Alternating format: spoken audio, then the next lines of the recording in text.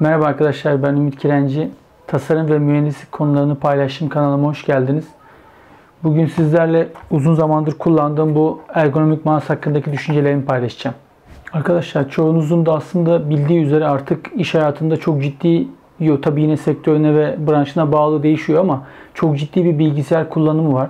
Ve bilgisayar kullanırken dizüstü, masaüstü olmasına da bağlı olarak bizim en çok etkileşim kurduğumuz cihazlar klavye ile mouse.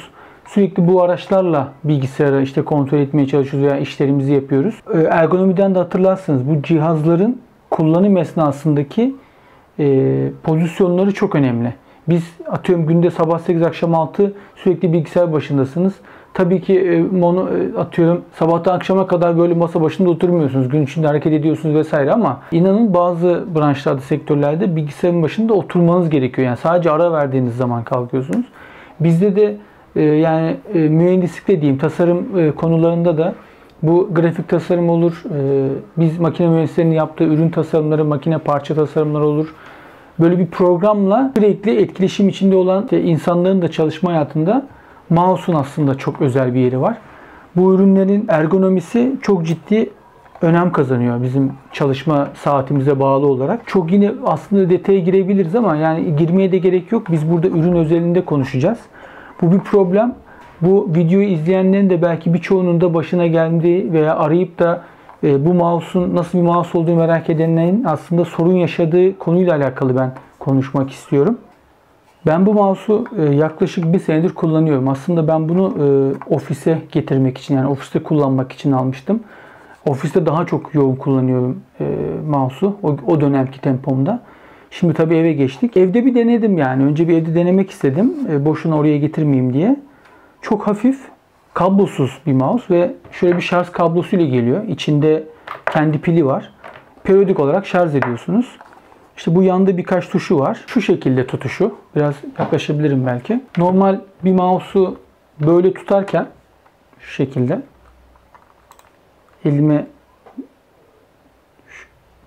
görebiliyorsunuz diye yatay veya şu şekilde duruyor. Ama bu mouse kullandığınız zaman biraz daha doğal bir tutuşunuz oluyor. Şimdi ergonomide aslında insan vücudunun doğal şeyleri var, pozisyonları var. Yanlış hatırlamıyorsam insanın da bilekleri için, kolları için doğal pozisyon şu şekildeydi. Bu mouse'ların da yatık olmasının sebebi oradan geliyor zaten. Bileğinizi mümkün olduğunca dik tutmak için. Yani doğal pozisyonuna yakın tutmak için.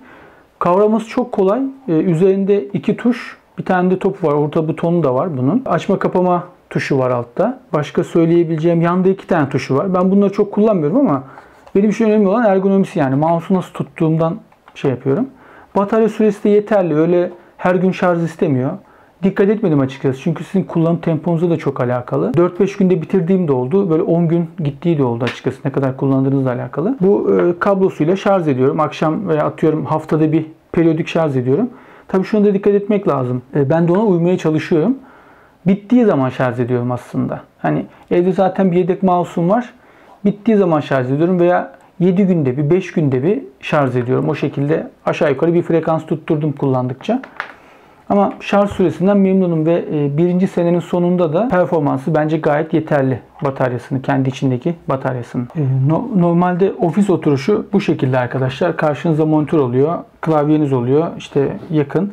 Ben mümkün olduğunca masaya yakın oturmaya çalışıyorum.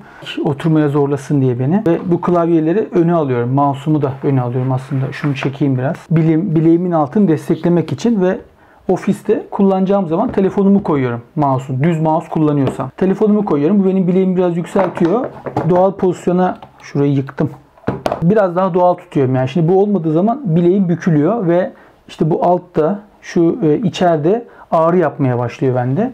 Telefonsuz kullanamıyorum neredeyse şu an. Hani mümkün olduğunca yükseltiyorum. Kitap koyuyorum, defter koyuyorum, not defterimi koyuyorum. Bir şekilde yükseltiyorum. Hiçbir zaman şöyle kullanmıyorum. Bu mouse aldıktan sonra şöyle bir şey oldu. Bakın teması kestim. Yani bileğimin altı artık şeye değmiyor. Mousepad'e veya atıyorum zemine değmiyor.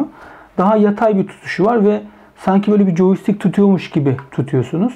Başlangıçta şu şeyleri biraz yadırgıyorsunuz. Yani bu 3 parmak kullanımına o kadar alışmışız ki düz mouse'lardan. Benim böyle bir gün 2 gün alışma şeyim oldu yani. Hani böyle bir garipsedim aslında ilk tuttuğumda. Düz mouse kullanıyor gibi kullanıyordum. Bunun ihtiyacım ortadan kalktı. Bileğimi yükseltme ihtiyacım ortadan kalktı. İstemiyorum onu böyle tutarken. Hani bu tamamen hissiyatla alakalı. Buna gerek duymuyorum bunu kullanırken. Bir de şunu fark ettim. Zamanla şöyle bir şey oldu. Ben normalde böyle kullanıyordum. Atıyorum tıklıyorduk vesaire bir şeyler yapıyorduk. Ama sonra zamanla bileğimin içe doğru yani mouse kullanma şeklimin değiştiğini fark ettim ben aslında. Bu mouse'la beraber. İçe yaklaştırdım giderek.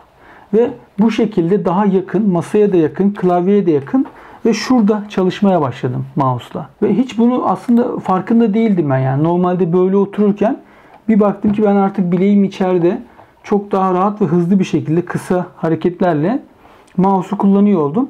Ve bileğim daha dik kaldı bu mouse varken. Normalde düz mouse'u böyle kullanabilirsiniz tabii ki ama bileğinizi yine zorluyorsunuz. Doğal pozisyonla alakası yok bunun. Böyle de kullanmak istemezsin bu mouse'u. Şöyle kullanırsın bunu. Ama ergonomik mouse'u kullanmaya başladığınız zaman bendeki tepkisi öyle oluyor. Ben giderek bunu böyle farkında olmadan kendime doğru yaklaştırmışım ve mouse'u böyle kullanır buldum kendimi bir süre sonra. Atıyorum böyle başlıyorum modellemeye. Sonra bir bakmışım giderek içe yaklaşmış. Hani bu benim oturuşumu da kolaylaştırdı. Genel anlamda çok memnunum yani. Yoksa şeyle ilgili hiçbir sıkıntı yok zaten. İşte çekmesi, işte bağlantı kesiyor mu kesmiyor mu hiçbir sorun yok arkadaşlar. Gayet akıcı. Tıklamalar gecikmeli değil. Hani mouse'un kullanımı ile alakalı hiçbir sorun yok. Burada ergonomisinden ben daha çok bahsetmek istiyorum. Çünkü en büyük kazancı bunun ergonomisinde gördüm ben. Ve çok da memnunum. Tüm tasarımcı arkadaşlara da tavsiye ediyorum. Uygun da bir modeldi. Yani ben bunu aldığımda tabii daha ucuzdu. Şimdi pahalı. 100 liranın üstüne çıkmıştı. Ben aldığımda mesela hepsi burada fiyatını söylüyorum size şu an. 130 lira olmuş. Yani ben bunu Vatan'dan 90'a mı ne almıştım? Yani düşünün yani neredeyse %50 artmış. Öyle söyleyeyim yani aşağı yukarı. Tek rengi var. Başka bir versiyon yok. Biraz hafif. Malzeme hissiyatı dokunma yerlerinde iyi. Yani yumuşak bir plastik var. Diğer yerler sert.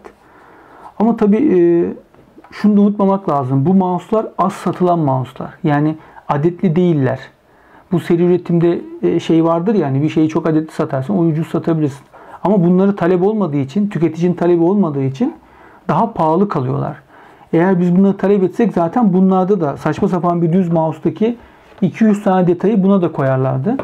Tabii ki bunların da farklı fonksiyon olanları var, ilave fonksiyon olanları var, daha ergonomik dediğim işte farklı tasarımlar diyeyim. Farklı tasarımda olanları var. Ben uygun diye bunu almıştım. Çünkü nasıl tepki vereceğini de bilmiyorum. Yani hani yapabilecek miyim, kullanabilecek miyim, modelleme yapabilecek miyim? Ama şu an çok memnunum. Herkese de şiddetle tavsiye ediyorum yani. Uzun süre bilgisayar başında mouse kullanan, modelleme yapan, işte mühendis, teknisyen, tekniker tüm arkadaşlarımıza çok ciddi tavsiye ediyorum. Burada farklı, hepsi buradan bakıyorum yine. Çok değişik mouse'lar var. Mesela Logitech'in bir tane mouse'u vardı. Şurada da var ama ekran tabii gözükmeyecek. Neyse. Ergonomik mouse diye veriyorlar ama burada kocaman bir top var. Yine yatay kullanıyorsun. Ergonomiyle bence alakası yok. Tamamen tasarım ürünü bir şey. Mümkün olduğunca dik olması lazım. Bunun daha dik olanları da var. Anlatacaklarım bu kadar. Aslında bu özetle dediğim gibi çok memnunum ve kullanış tarzım değişti. Yani mouse'u tutuş şeklim değişti bununla beraber. Böyle daha masaya yaklaşıp kapanır oldum. Hani klavye önümde, ellerim içe kapalı, mouse içe kapalı ve bileğim dik pozisyonda tutmaya başladım. Evet arkadaşlar, Trust'ın 22-126 modeliydi yanlış hatırlamıyorsam. Ergonomik mouse ile ilgili düşüncelerim bu şekilde. Bu uzun kullanım deneyimi oldu yani. Uzun kullanım incelemesi gibi bir şey oldu. Ve ben faydasını gördüğüm için özellikle paylaşmak istedim. Çünkü tamamen bilmeyerek aldım. O zaman 20-30 liraya da mouse vardı. Hani sonuçta 2-3 katı para verip ne olacağını bilmediğiniz bir mouse alıyorsunuz. Ve ben ciddi manada memnun kaldım. Ve bunu kullanırken düz mouse'a göre çok daha rahat kullanıyorum. Ve herhangi bir ağrı şikayetim de olmadı. Tasarımcı arkadaşlara, uzun süre bilgisayar başında mouse kullanan arkadaşlarıma tavsiye ediyorum. Umarım faydalı olmuştur. Görüşmek üzere.